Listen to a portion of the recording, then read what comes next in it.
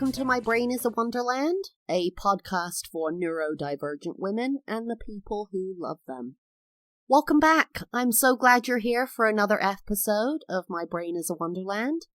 I wanted to talk today about a sensory issue that I think probably a lot of neurodivergent people, particularly women, deal with, and that subject is hair. If anyone has been on my Instagram, you can go to My Brain is a Wonderland pod, and my personal Instagram is linked there. If anyone has been there, you'll see that I have short hair, like a pixie cut kind of. And at this point, I've had it for most of my life. I'm 36 years old. I first got a pixie cut when I was 9, grew it out when I was 14, and then cut it again when I was around 22. And I'm 36 now, and I've had it since I was 22, and that time before from 9 to 14. So I want to talk about having short hair, why I have short hair, what led me to that, and how it's related to being neurodivergent. I didn't realize until I was diagnosed and that I have a lot of sensory issues, and that my hair is one of those issues.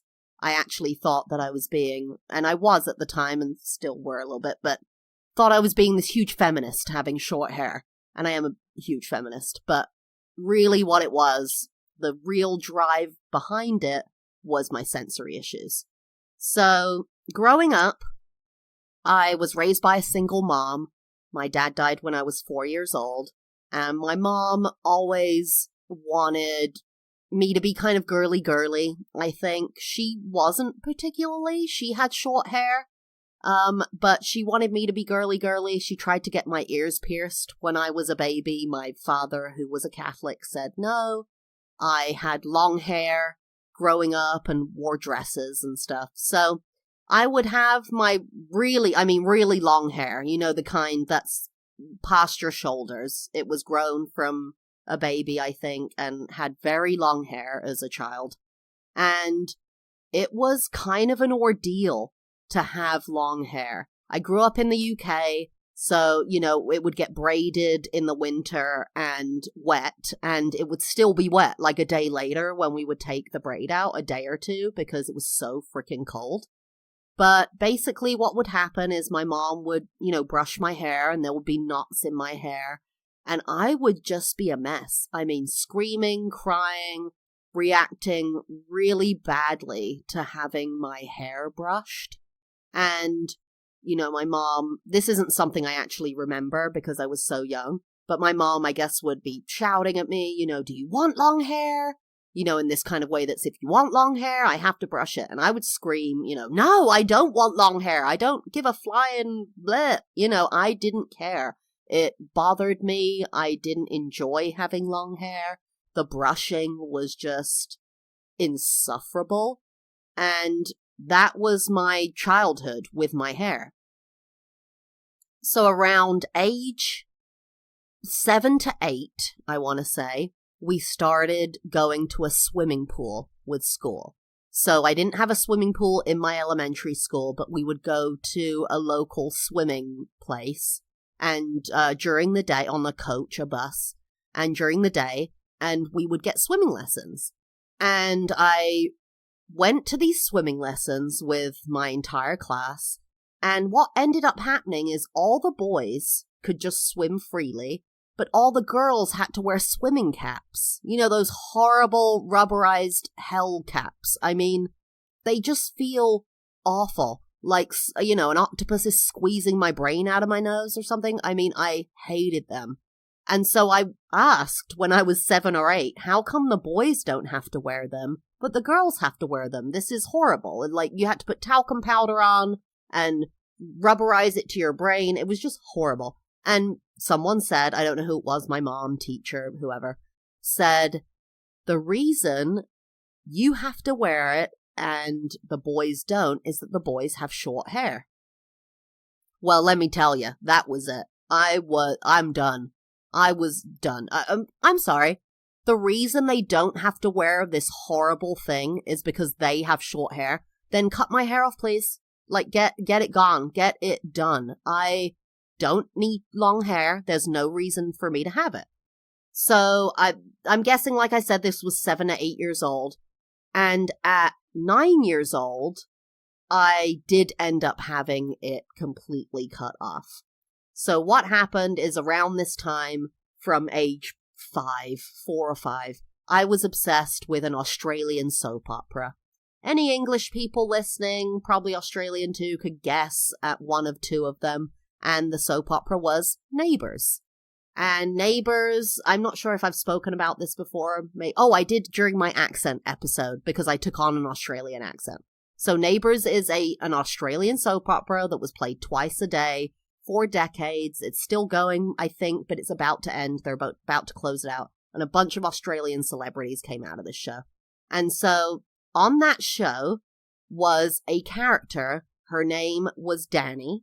She was a fashion designer, and she had short hair.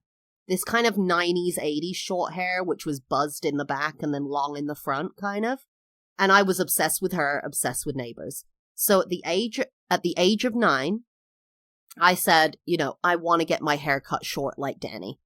So we went to the local hair salon, which is where my grandmother, my nan, went for years and would take me. So I was comfortable with the guy. I knew the space. I used to go there like once a month for years. Went there with a TV Guide magazine with an article about the actress or Danny or whoever. And it had photos of her from different angles. Took that in, and he cut my hair. And that was the beginning of a life-changing experience. I loved that haircut. I mean, I absolutely loved it. So I was 9 years old, and I kept that haircut until I was about 14.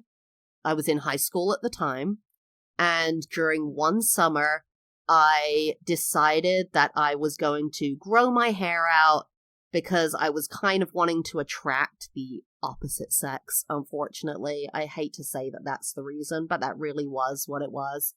With me having the short hair, I also dressed as a quote-unquote tomboy. That word from the 80s, 90s. Which now I think is just dressing normally, however the freak you want. But I would dress in baggy jeans, baggy combat pants, and baggy shirts and that kind of thing. So people would think I was a boy. And I'm trying to, I'm kind of getting engaged with my sexuality, getting attracted to people, and I wanted to seem that I was a female. And for people to know that I wasn't, to be sexually attractive, so I decided to grow out my hair. And I completely don't support this now.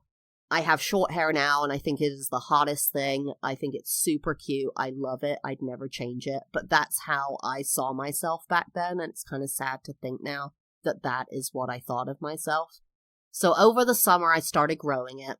And if anyone remembers the 90s and early 2000s, there was this hairstyle where you would kind of have bits of hair, sections of hair going backwards away from your face, and then you'd have clips halfway along your head holding those pieces of hair. It was a super late 90s, early 2000s hairstyle. That's what I started rocking, and it started growing out, and then I grew it out into a ponytail and grew it out into really long hair again.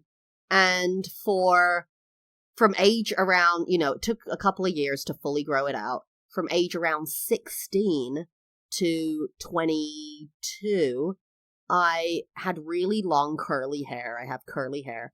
And it would take every morning maybe 30 to 45 minutes to get it ready, first of all. So I'd use a diffuser, upside down, all these different products, and it just took forever. And what happened is I graduated from college, started my first job, and I couldn't deal with it. I couldn't deal with getting up every day, getting ready, showering, eating breakfast, brushing my teeth, putting clothes on, and spending 30 to 45 minutes on my hair. I just couldn't do it. So I ended up at the age of 22, I had my hair cut off again. I was just over it. And I realize now, because every time my hair grows a bit, even an inch, and then I get it cut, if I've waited a while, I hate the heat that clings to your head when you have a lot of hair. I hate the itching. I hate the feel of it on my neck. I just cannot stand it. So I think it gets on my autism that this, or whatever, wherever my sensory issues come from, it gets on those. But then it also bothers me in this way where I don't have the energy to get my hair ready like this every day. 30 to 45 minutes. Are you kidding me? This is just crazy. So I cut my hair at the age of 22. I'm 36 now. I've never grown it out since. And I don't think I ever will. I've thought about it fleetingly once or twice, but I just can't see why I would do it. If anyone's wondering about how I get my hair cut, now I cut my own hair. So every 2 to 4 weeks, I cut my own hair at home. I grew up with my mom cutting her own hair, and I'm pretty sure my mom's neurodivergent as well. And she didn't like going to the hair salon, and also we couldn't always afford it. So just cut your own hair. And I'll go to the hair salon sometimes and pay for a haircut, and they never cut it the way I want them to. I mean, do you ever experience that? I'll say to people, cut it this short, and they'll tell me, oh, I don't. Just freaking cut it. What I'm telling you, cut it. I'm paying you. And so, or, they do that thing where you say, only cut this much, and then they cut a bunch of it. Ugh, so annoying. So I cut my own hair at home now, and it's super short, and it's how I like it. Living in Florida with the heat, I cannot imagine having long hair. I just cannot imagine it. So I just wanted to put that out there for everyone, or anyone who, if you're considering getting a pixie cut, I just want to say go for it. If you're thinking about it, it's hair. It grows back. If you don't like it, put on a headband, start styling it with little things. It's not a big deal. There's a lot of talk about this stupid thing of if it suits. Whenever I tell people to cut their hair, they always tell me, oh, it doesn't suit me. I don't have a face for it. Your face is made for hair, however it is, however you want it to be. Okay? And another thing about short hair is there are lots of different styles. I tend to wear it really short on the back and a little bit longer on the top, but still pretty short. There are so many different short hairstyles that you can have to shape your face that will work for you. If you're considering it, definitely look online for photos of people who've done different short hairstyles. But don't be discouraged by this, oh, it doesn't suit certain types of people. If you've been thinking about it, get it done. And if you don't like it, just grow it back. It's not a big deal, honestly. It's really not a big deal. And it's so freeing to be able to run your fingers through your hair and have your partner run your fingers through your hair. It's just so lovely. So if you have any questions about that, I'd love to hear from you. If you have any questions about what it's like to have short hair, cut your own hair, you can reach out to me on my Brain is a Wonderland pod on Instagram and TikTok. And my email is mybrainisawonderlandpod@gmail.com.